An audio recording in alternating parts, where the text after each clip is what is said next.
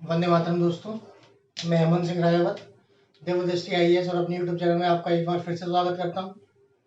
जैसा कि आपको पता है कि हमने सेकंड चैप्टर भारत के भूआकृतिक प्रदेश चालू किया था, जिसमें हम उत्तर में विशाल हिमालय को पढ़ चुके हैं, पूरा उत्तर भारत के मैदान पढ़ चुके हैं। आज हमें जो चैप्टर पढ़ना है नया, वो है प्रायद्वीपीय पठार। तो आज इस वीडियो में हम प्रायद्वीपीय पठार के बारे में थोड़ी जानकारी लेंगे कि उसका निर्माण कैसे हुआ, कहाँ तक विस्तार है उसका, क्या विशेषताएं है उसकी, क्या उसका ढाल क्या है, कौन कौन से क्षेत्र उसके अंदर सम्मिलित होते हैं। तो उन्हीं सारी चीज़ों के बारे में मैं आज आपको इस वीडियो में बताने वाला हूँ। तो आइए चालू करते हैं प्रायद्वीपीय पठार के बारे में। क्या क्या महत्वपूर्ण तथ्य हैं जो अपने विभिन्न एग्जाम में इम्पोर्टेंट है। प्रायद्वीपीय पठार, इसको प्रायद्वीपीय पठार या प्रायद्वीपीय भारत का पठार भी कहते हैं। ठीक, सबसे पहला क्वेश्चन आता है, सबसे पहला प्रश्न उठता है कि इसका आकार कैसा है, ये किस शेप का है। तो ये अनियमित त्रिभुजाकार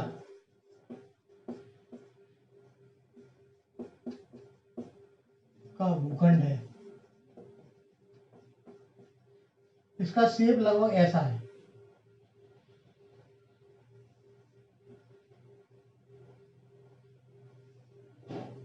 लगभग इस शेप का ये भूखंड है,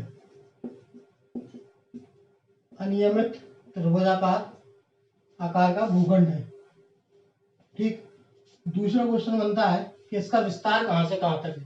तो इसका विस्तार उत्तर पश्चिम में अरावली पर्वत एवं दिल्ली तक है, उत्तर पश्चिम वाले क्षेत्र में। पूर्व वाले क्षेत्र में राजमहल की पहाड़ियां,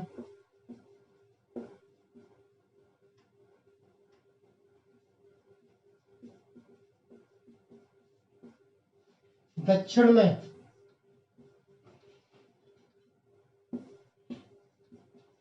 इलायची पहाड़ी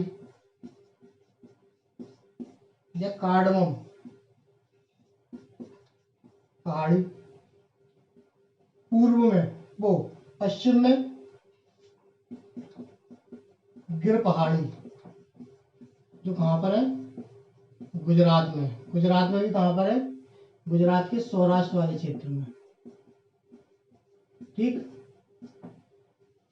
ये उत्तर वाला क्षेत्र हो गया, ये पूर्व में हो गया, ये दक्षिण में हो गया, और ये हो गया पश्चिम में। इसका एक और विस्तार है,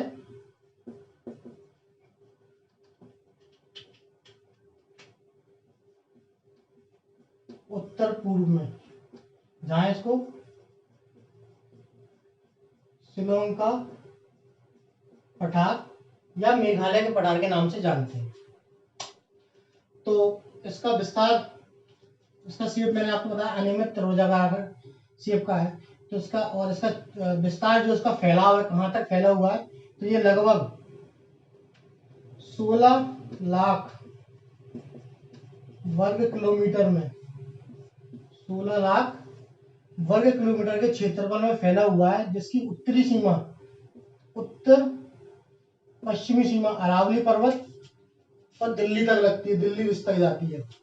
जो दिल्ली में जो रायलसीमा हिल है, जो राष्ट्रपति भवन जिस हिल पर बना, वो प्रायद्वीपीय पठार का ही हिस्सा है। ठीक, उसके बाद पूर्व में इसकी जो सीमा लगती है वो राजमहल की पहाड़ियां यानी छोटा नागपुर के पठार तक लगती है।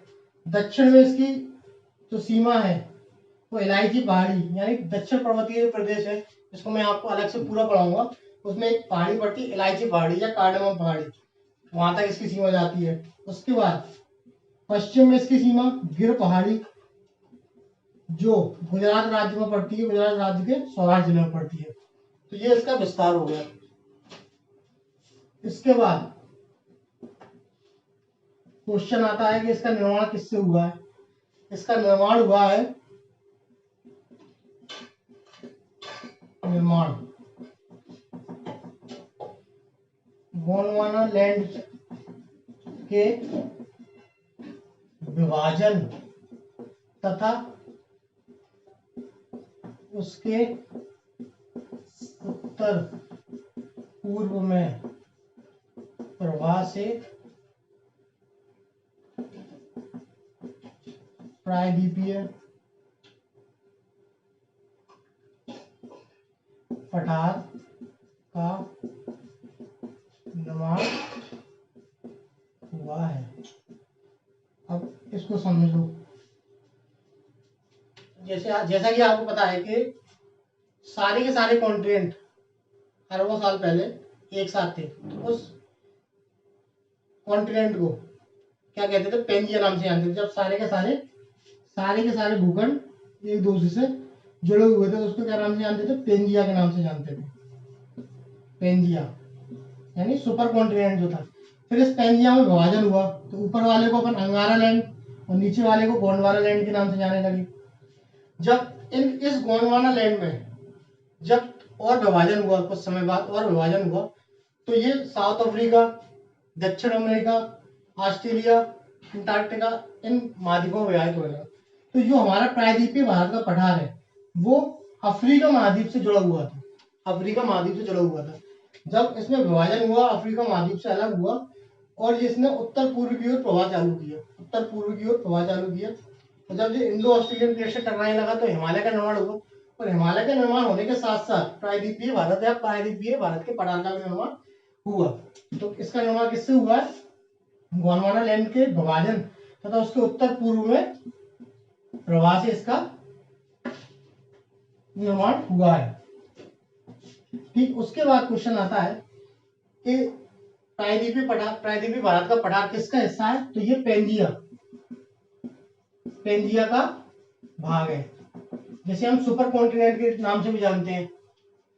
ठीक, इसके बाद क्वेश्चन बनता है इस प्रायद्वीपीय भारत के पठार का ऊंचाई कितनी है? ऊंचाई कितनी है? औसत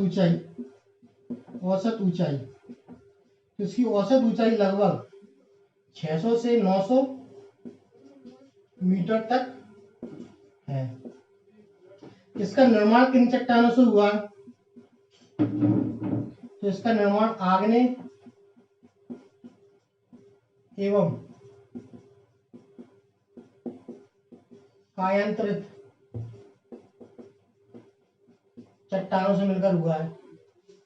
ठीक, इसके बाद ये क्वेश्चन हो आता है कि इस पूरे प्रायद्वीपीय भूखंड का क्षेत्रफल कितना है? तो इसका क्षेत्रफल मैंने बता दिया था 16 लाख वर्ग किलोमीटर के क्षेत्रफल में ये फैला हुआ है। 16 लाख वर्ग किलोमीटर के क्षेत्रफल में ये फैला हुआ है। ठीक, औसत ऊंचाई पूछी जाए तो 600 से 900 मीटर। चट्टाने आग्नेय और कायांतर चट्टानों से मिलकर बना हुआ है। क्षेत्रफल 16 लाख वर्ग किलोमीटर। ठीक, अब आते हैं इससे रिलेटेड एक क्वेश्चन आता है, इसके ढाल से रिलेटेड। ढाल यानी स्लोप। इसके स्लोप से रिलेटेड क्वेश्चन आता है कि प्रायद्वीपीय पठार का ढाल किस ओर है? ढाल तो प्रायद्वीपीय पठार का जो ढाल है सामान्यतः पश्चिम से पूरब की ओर है। मतलब पश्चिम में ये, मैं आपको बना के बताता हूँ थोड़ा सा।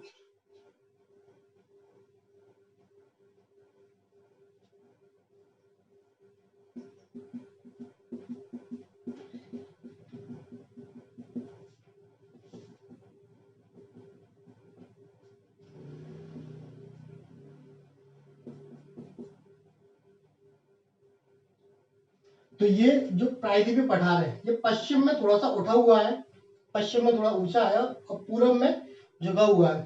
तो इसका ढाल जो पूछा जाता है तो इसका ढाल है पश्चिम से पूर्व की ओर सामान्यतः। ठीक, तो ढाल क्या है? पश्चिम से पूर्व की ओर। जैसा कि आप देखते हैं दक्षिण भारत में बहने वाली या दक्षिण भारत या प्रायद्वीपीय भारत में बहने वाली अधिकतर नदियां पश्चिम से पूरब की ओर अपना पानी गिराती है। जैसे कृष्णा, कावेरी, गोदावरी, ये सारी नदियां पश्चिमी क्षेत्र से निकलती हुई पूरब की ओर बहती हैं और पूरब की ओर जाके अपना पानी गिराती हैं। इससे स्पष्ट होता है कि इसका ढलान दक्षिणी क्षेत्र में कहां पर है, पश्चिम से पूरब है। लेकिन इसी में इसके ढलान से रिलेटेड एक क्वेश्चन और है कि इसमें जो उत्तरी क्षेत्र है, इसका जो प्रायद्वीपीय पठार का उत्तरी क्षेत्र है, प्रायद्वीपीय पठार का उत्तरी क्षेत्र, उत्तरी भाग, तो ऊपर वाला भाग है, इसका ढाल कहाँ है, तो इसका ढाल उत्तर पूर्व की ओर है। ये दक्षिण उत्तरी भाग है, उसका ढाल कहाँ है, उत्तर से पूर्व की ओर है। ये स्पष्ट कैसे होता है कि ऐसी इसका ढाल उत्तरी भाग में उत्तर से पूर्व की ओर है? तो इस क्षेत्र में निकलने वाली नदियां जैसे चंबल, सोन, बेतवा, दामोदर, तो ये सारी नदियां निकलकर उत्तर की ओर बहती हैं। मध्य वाले क्षेत्र से निकलकर उत्तर पूर्व की ओर बहकर अपना पानी या तो गंगा में या जमुना में जाके मिला देती हैं, या गंगा से मिल जाती हैं, यमुना से मिल जाती हैं। तो इन नदियों के अपवाह से स्पष्ट होता है कि जो उत्तरी भाग है प्रायद्वीपीय भारत के पठार का जो उत्तरी भाग है, वो उसका ढाल कहां पर है, उत्तर पूर्व की ओर है, उत्तरी वाले क्षेत्र में। तो फिर एक क्वेश्चन आता है कि जो प्रायद्वीपीय भारत से निकलने वाली नदियां हैं, नर्मदा व ताप्ती, ये जो नदियां हैं ये अपवाद है। अपवाद कैसा कि ये नदियां निकलती प्रायद्वीपीय भारत के पठार से ही हैं, लेकिन ये अपना जल इसके ढाल की दिशा में ना गिराकर इस ढाल के प्रायद्वीपीय भारत के ढाल के विपरीत दिशा में, यानी पूर्व से पश्चिम से पूर्व, प्रायद्वीपीय भारत का ढाल पश्चिम से पूर्व है, लेकिन ये जो नदियां हैं ये अपना पानी पूर्व से पश्चिम की ओर लाकर अरब सागर में मिलाती हैं। ऐसा क्यों होता है? ऐसा इसलिए होता है क्योंकि ये नदियां भ्रंश घाटी से होकर बहती हैं। भ्रंश घाटी से होकर बहती हैं। भ्रंश घाटी मतलब दो पर्वतों के बीच का धसा हुआ भाग, उन भागों से होकर बहती है कौन सी नदियां? नर्मदा और ताप्ती। तो ये इंपोर्टेंट क्वेश्चन बनता है कि प्रायद्वीपीय भारत से निकलने वाली वो कौन सी दो नदियां हैं जो अपना जल प्रायद्वीपीय भारत के ढाल की विपरीत दिशा में गिराती हैं, या जिनका प्रभाव प्रायद्वीपीय भारत के ढाल की विपरीत दिशा में। तो वो दो नदियां कौन सी हैं? नर्मदा और ताप्ती नदियां हैं। ठीक है, ये पूरा इस क्वेश्चन, इस ढाल वाले पार्ट का ये सबसे इंपॉर्टेंट क्वेश्चन है। ठीक, इसके बाद एक क्वेश्चन बनता है कि जो प्रायद्वीपीय पठार है इसका क्षेत्रफल कितना है? इतना 16 लाख वर्ग किलोमीटर क्षेत्रफल है। तो इतना बड़े क्षेत्रफल में इसको कई जगह विभाजित किया गया है। तो प्रायद्वीपीय भारत के पठार को हम पठारों का पठार भी कहते हैं। पठारों का पठार, तो इसको एक नाम से और जानते हैं, किस नाम से? प्रायद्वीपीय भारत के पठार को पठारों के पठार के नाम से भी जानते हैं। इस पठारों के पठार को 4 भागों में विभाजित करके हम पढ़ते हैं। 4 भागों में हम इसको विभाजित करके पढ़ते हैं। सबसे पहला पार्ट केंद्रीय या मध्यवर्ती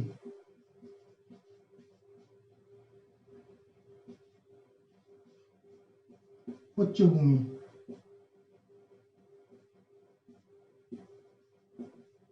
केंद्रीय मध्यवर्ती उच्च भूमि। दूसरा पूर्वी पठार। तीसरा दक्कन का पठार। और चौथा उत्तर पूर्वी पठार।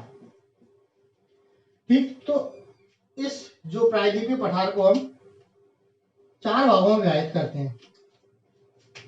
सबसे पहला केंद्रीय उच्च भूमि, दूसरा पूर्वी पठार, तीसरा दक्कन का पठार और चौथा उत्तर पूर्वी पठार। तो इस प्रायद्वीपीय पठार को पूरा पढ़ने के लिए हम इन चारों पठारों को, चारों भागों को एक एक करके अच्छे से पढ़ेंगे। अब इन चारों भागों को पढ़ने के लिए हम इनको भी सब डिवाइड करते हैं। तो केंद्रीय उच्च भूमि के अंतर्गत जितने क्षेत्र आते हैं उन क्षेत्रों में सबसे पहला क्षेत्र है अरावली पर्वत श्रेणी,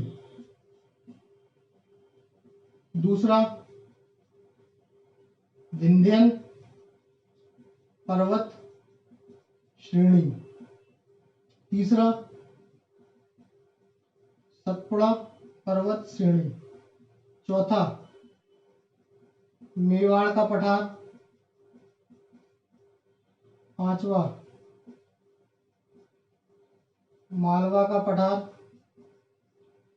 और दो और है इसमें, बुंदेलखंड का पठार और बघेलखंड का पठार। वो नीचे आपको दिखेगा नहीं इसलिए मैं नहीं लिख रहा हूं, यानी बुंदेलखंड का पठार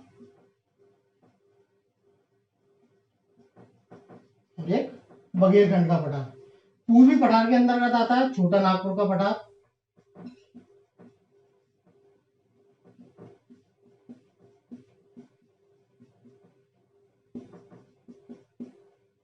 महानदी बेसिन,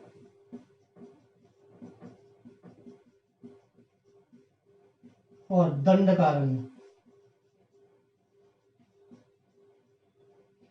दक्कन ट्रैप के अंदर आता है, दक्कन के पठार के अंदर आता है दक्कन ट्रैप,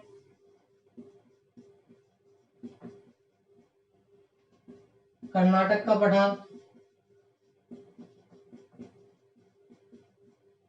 और आंध्रा का पठार। और उत्तर पूर्वी पठार के अंदर अंतर्गत आता है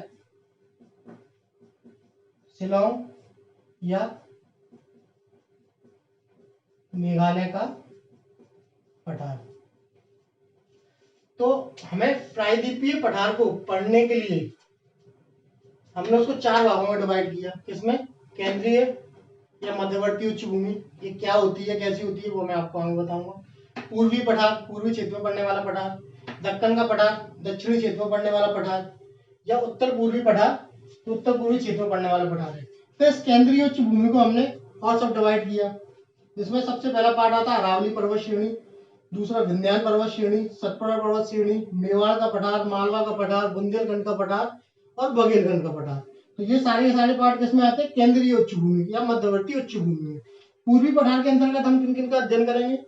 छोटा नागपुर का पठार, महानदी बेसिन और दंडकारण्य।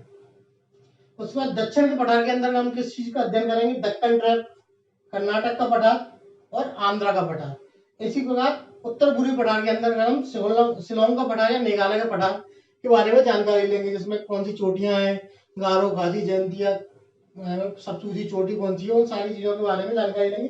वैसे मैं इसके बारे में आपको पिछले लेक्चर में बता भी चुका हूँ। तो मेनली अपन को इन तीन पार्ट के बारे में ज्यादा अच्छे से पढ़ना है, जिससे कि हम प्रायद्वीपीय भारत के पठार को अच्छे से समझ सकें। तो इस वीडियो में मैंने आपको सिर्फ प्रायद्वीपीय भारत के पठार का एक ओवरव्यू दे दिया है कि प्रायद्वीपीय भारत के पठार का हिस्सा कहां से कहां तक विस्तारित है, उसका क्षेत्रफल क्या है, उसकी ऊंचाई क्या है, उसका पार्ट कौन कौन से हैं, कितने भागों में उसको डिवाइड किया गया है, और उसका ढाल कहाँ पर है, कैसा ढाल है, उत्तरी क्षेत्र का क्या ढाल है, दक्षिणी क्षेत्र का क्या ढाल है, कौन सी नदियों से स्पष्ट होता है कि उसका ढाल पश्चिम से पूरब है या पूरब से पश्चिम में है या उत्तर पूर्व में। तो ये सारी चीजें मैंने आपको बता दी है इसमें। और अब अगले वीडियो में हम सबसे पहले लेंगे केंद्रीय उच्च भूमि। केंद्रीय उच्च भूमि क्या होती है, उसके बाद अरावली पर्वत, विंध्याचल श्रेणी, सतपुड़ा, मेवाड़, इन सारे चीजों को हम एक एक करके डिटेल में पढ़ेंगे, जिससे कि आपका कोई भी क्वेश्चन इससे रिलेटेड किसी भी एग्जाम में ना छूटे। इवन एमपीपीएससी प्री और मेंस में भी मैं आपको इनकी इतनी अच्छे डिटेल्स नोट्स बनवा दूंगा वीडियो के माध्यम से कि आपका मेंस तक में भी कोई क्वेश्चन नहीं छूटेगा इसमें। तो बने रहिए आप मेरे साथ मेरे यूट्यूब चैनल पर। और अगर आपको ये वीडियो अच्छा लगता है तो उसको लाइक, शेयर और कमेंट जरूर करें, और अपना फीडबैक मुझे जरूर दें कि आपको वीडियोस कैसे लग रहे हैं, कैसा है, और वीडियो में क्या इंप्रूवमेंट लाना चाहिए। तो बने रहे मेरे साथ। धन्यवाद। जय हिंद। वंदे मातरम।